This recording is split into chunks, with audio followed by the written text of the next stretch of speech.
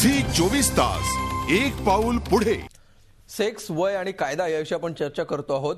संमतीनं शारीरिक संबंध ठेवण्याची वयोमर्यादा 18 वरून 16 वर आणावी का, हा आजचा आपला चर्चेचा विषय आहे.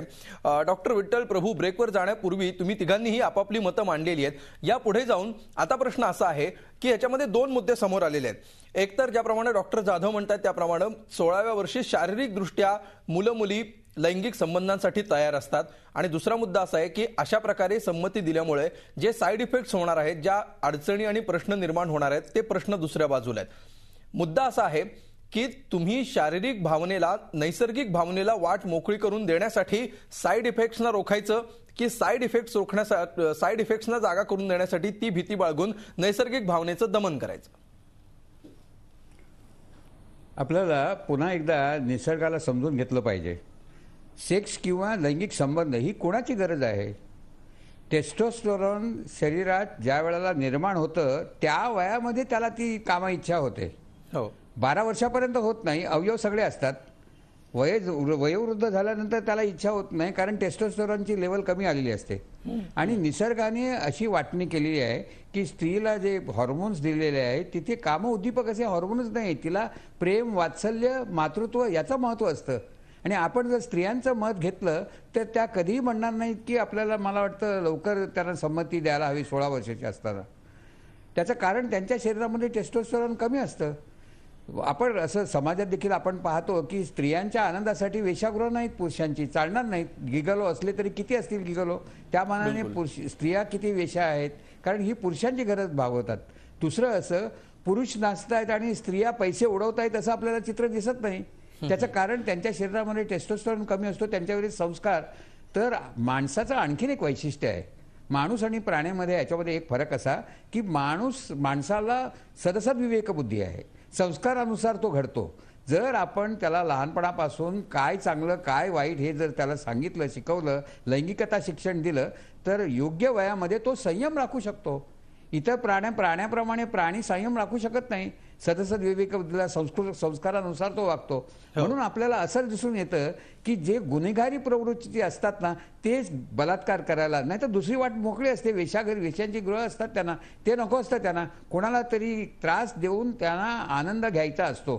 म्हणजे त्यांच्यासाठी समाजाने काही नियम राखलेलेच आहे, कायदाही आहे त्यांच्यासाठी. तर म्हणून मला वाटतं हे वय कधीच कमी करता कामा नये, उलट हे वाढवलं पाहिजे असं मला वाटतं. अच्छा, डॉक्टर जाधव, यावर काय म्हणाल तुम्ही?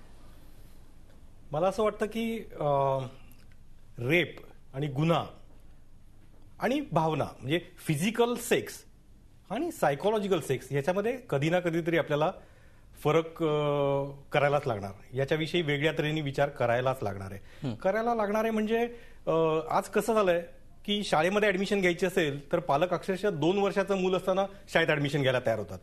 They want it fast. शाळेमध्ये ऍडमिशन घेतल्याच्या नंतर कुठच्याही स्पोर्ट्समध्ये एंट्री करायची असेल, फास्ट, ते 8 वर्षाच्या आत ती एंट्री झाली पाहिजे, इन्स्टंट. पालकांना पण काय पाहिजे, तर जे काही पैसे पाहिजेत मिळाले पाहिजेत, इन्स्टंट मिळाले पाहिजेत, लवकर मिळाले पाहिजेत. हे लवकर मिळालं पाहिजे, फास्ट मिळालं पाहिजे. त्या पद्धतीने हे फास्ट चेंजेस खरोखरीच होत आहेत. अच्छा. आणि हे जे काही दैवी आपल्याला देणगी आहे आणि म्युटेशनमुळे काही चेंजेस होतात. आता साधं उदाहरण द्यायचं झालं तर पूर्वी माणसाचा मेंदू फार लहान होता एन्शंट काळामध्ये, कारण त्याला त्याची वापरण्याची गरज नव्हती.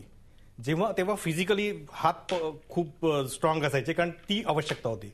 जेव्हा मेंदू वापरण्याची गरज पडायला लागली तेव्हा मेंदूचा आकार परत मोठा झाला, हातपाय बारीक झाले, आणि त्याच्यानंतर आता परत मेंदूचा आकार थोडा वाढतोय, कारण मेंटल वर्क वाढत चाललं. हे असे म्युटेशनमुळे चेंजेस होत राहतात. ह्या जेव्हा शरीरामध्ये ओव्हर द पिरियड जेनेटिकली जेव्हा चेंजेस होत जातात, तसेच माणसांच्या इच्छा, आशा, आकांक्षा या पण थोड्याशा अलीकडे खेचल्या जातात. अच्छा. आणि त्या अनुषंगाने जी काही नॅचरल डेव्हलपमेंट आहे त्याचं जेव्हा प्युबर्टीचं एज, प्रिकॉशस प्युबर्टी हल्ली खूप कॉमनली यायला लागलेली. पूर्वी तर 12 आणि 14 वर्षच आम्ही म्हणायचो की प्युबर्टीचं एज आहे. प्युबर्टीचं एज अलीकडे ढकललं जात आहे.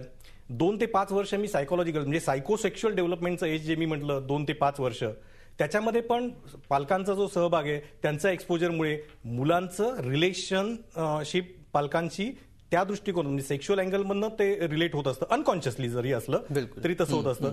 त्याच्यामध्ये एक्सपोजरमुळे फरक पडत चाललाय. म्हणजे हे सगळं वय अलीकडे येत असताना फिजिकल डेव्हलपमेंट झालेली असताना, त्याच्या इच्छा आकांक्षा नॅचरली डेव्हलप झालेल्या असताना, सगळ्या दृष्टीने सक्षम, साईड इफेक्ट्स आहेत, हे आपण मला वाटतं आणखीन पुढच्या ह्याच्यात बोलूयाच, बिलकुल. पण साईड इफेक्ट्स आहेत म्हणून इफेक्ट्स बद्दल काय, जे काही प्रॉब्लेम्स आहेत ते कसे काय टॅकल करणार. आणि जर आपण कायदा केला की ठीक आहे आपण 21व्या वर्षी, तर अनसीन म्हणजे फक्त सरफेसवरती आले नाहीत, त्यामुळे बाहेरून कीर्तन आणि आतून तमाशा होणार नाही का. खरं. आणि हे जे दिसले नाहीत हे सगळे गुन्हेगार, समजा कॅमेरे लावलेले आहेत असं समजा, तर किती % फॅमिलीमध्ये हे प्रॉब्लेम्स निर्माण होतात आणि सगळ्यांना तुम्ही शिक्षा करणार का.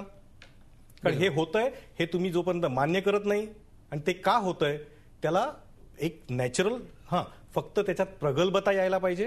त्या प्रगल्भता येण्यासाठी काय करायला पाहिजे, सर जसं म्हणाले प्रभू सर, की सेक्स एज्युकेशन पाहिजे. तुम्ही अंधारामध्ये, हे फिजिकली तयार असतात मात्र प्रगल्भ नसतात. आणि मुद्दा जो आहे तो प्रगल्भतेचा मुद्दा आहे. मग प्रभू सर, ही प्रगल्भता 16व्या वर्षी जर निसर्ग नियमानुसार किंवा पिढ्यानपिढ्या, जसं डॉक्टर जाधव म्हणतात त्याप्रमाणे 16व्या वर्षी ही जर शारीरिक क्षमता लैंगिक संबंधांसाठी मुलांमध्ये येतेय, तर तीच प्रगल्भता मानसिकदृष्ट्या का येत नसावी, का ती येतेय पण ती आपल्या लक्षात येत नाहीये. नाही, ती वयाच्या 18व्या वर्षापर्यंत साधारण मानसिक परिपक्व, त्यातही पुरुषापेक्षा स्त्रियांना लवकर येते, म्हणून कदाचित 18वं वर्ष वय स्त्रियासाठी आणि पुरुषासाठी 21 वर्ष केलं असेल. पण मानसिक परिपक्वता अजिबात 16व्या वर्षी येत नाही. इतकंच नव्हे तर शारीरिक आकर्षण त्यामध्ये तीव्र असतं.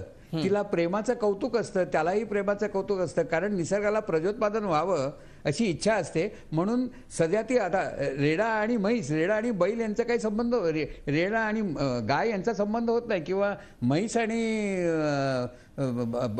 गाय, म्हैस आणि रेडा यांचा, बैल यांचा संबंध होत नाही. याचं कारण निसर्गाने सजातीय आकर्षण निर्माण केलेलं असतं, प्राण्यात देखील.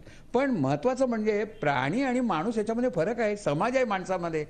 त्या समाजाला साजेस, कारण आणि बरं स्त्री पुरुष संबंध सेक्सचं जे आपण घेतलं विचार केला, तर केवळ आनंद घेणं हा हेतू नाही आहे. त्यापुढे नंतर आपण विवाह करतो आणि त्यानंतर एक कुटुंब निर्माण करतो आणि दोघांची जबाबदारी घेतो. इथे सेक्स म्हणजे फक्त आनंद घ्यायचे, तोही कोणाला, पुरुषाला आहे तो आनंद. स्त्रीला प्रेम हवं असतं, म्हणून ती कदाचित ती स्वप्नाळू असते, परिकथेतील राजकुमार तिला हवा असतो, म्हणून ती कदाचित ती सांगते, तिला इच्छा नसते. लक्षात घ्या, आपण पुरुषांच्या दृष्टिकोनातून विचार करतो ना, त्यावेळेला स्त्रियांचा दृष्टिकोन काय असेल हे आपण सांगू शकत नाही. आंबा गोड आहे, ऊस गोड आहे, ते आंबा इक्वल टू ऊस असं तऱ्याशिक मांडता येत नाही. त्यांचा आपण विचार जर आपण घेतला, त्यांचं मत घेतलं आपण, तर स्त्रीला कधीही लैंगिकता म्हणजे शरीर संबंध ह्याची आवड नसते. उलट जस्टिस वर्मांच्या ह्याच्यामध्ये त्यांनी एक नेमकं बोट दाखवलेलं आहे, देर आर मोर, आणि आम्ही म्हणतो की there are more rapes within the marriage than outside the marriage. विवाह अंतर्गत असलेला शरीर संबंध हा कायदेशीर मानला जातो.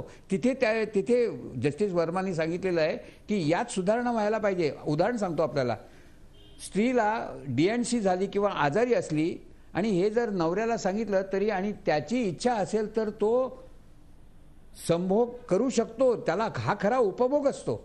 पण कायद्याने तशी परवानगी आपल्या देशात नाही आहे. आणि ह्याच्यावरती नेमकं बोट ठेवलेलं आहे जस्टिस वर्मानी की असा शरीर संबंध याच्याविषयी विचार झाला पाहिजे. तो विचार करणं आज आवश्यक आहे की स्त्रीला तिचं स्वतःचं, आपण व्यक्ती स्वातंत्र्याविषयी बोलतो त्यावेळेला तिचं हे व्यक्ती स्वातंत्र्य तिला नाकारण्याचं किंवा स्वीकारण्याचा अधिकार नाही आहे का. कारण आता आपण एक लक्षात घेतलं पाहिजे की स्त्रीपेक्षा तिच्या हॉर्मोनमुळे, तिच्या शरीर रचनेमुळे आणि तिच्यावरील संस्कारामुळे स्त्रीपेक्षा पुरुषाला 5 पट इच्छा असते.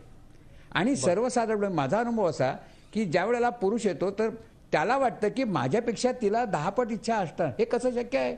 तिच्या शरीरातील हॉर्मोन, त्याच्यावरती रिसर्च झालेला आहे. आणि किन्सेनी सांगितलेलं आहे तिला महिन्यातून फक्त 2 वेळा इच्छा होते, ज्यावेळी तिच्या पोटात स्त्रीबीज येतं आणि ज्या वेळेला तिला मासिक पाळी यायच्या असते त्यावेळेला हॉर्मोनमुळे. ही 2 कारणं आहेत. आपण त्याला मान दिला पाहिजे. आपण निसर्गाला आपण समजून घेतलं पाहिजे आणि त्यानुसार माणसाने आपण आतापर्यंत काय केलेलं आहे समाजामध्ये, निसर्गाला समजून घेऊन त्यानुसार सामाजिक नियम केलेले आहेत की जेणेकरून समाज सुदृढ राहील. इथे आता त्यामुळे विवाह अंतर्गत जे काही शरीर संबंध होतात त्यावर झी 24 तास एक पाऊल पुढे.